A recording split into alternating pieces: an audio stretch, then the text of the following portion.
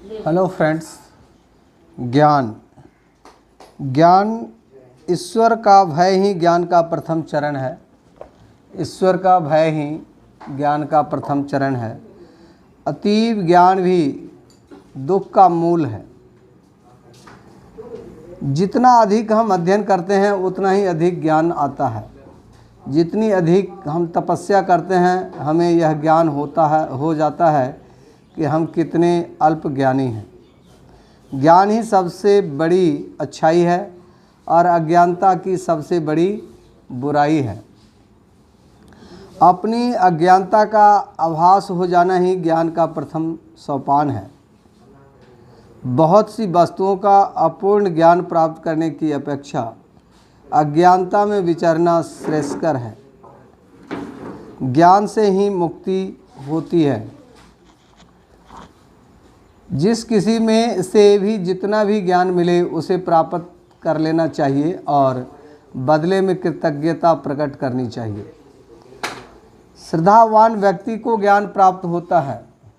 ज्ञान प्राप्त होने और अपनी इंद्रियों को बस में कर लेने पर उसे यथाशीघ्र शांति प्राप्त हो जाती है। जो प्रसन्न और शुद्ध मन से ब्रह्म ज्ञान रूपी जल के द्वारा मानस तीर्थ में स्नान करता है वह स्नान ही तत्वादर्शी ज्ञान का स्नान माना गया है।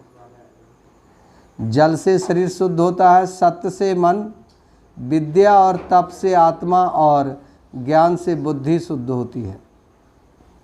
यथार्थ मुक्ति का कारण यथार्थ ज्ञान ही है।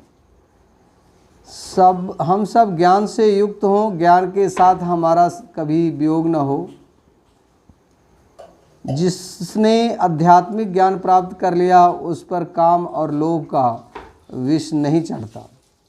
जो ज्ञान मन को शुद्ध करता है वही ज्ञान है, शेष सब अज्ञान है।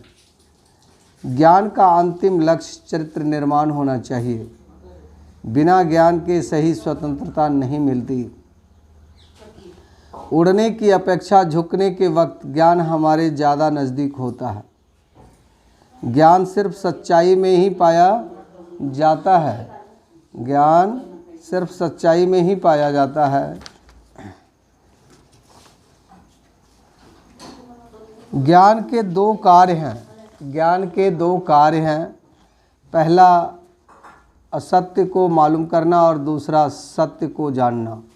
ज्ञान सीखने से नहीं प्राप्त होता, वह तो मनुष्य के लिए ईश्वरीय देन है। यदि उद्देश्य शुभ न हो तो ज्ञान पाप हो जाता है।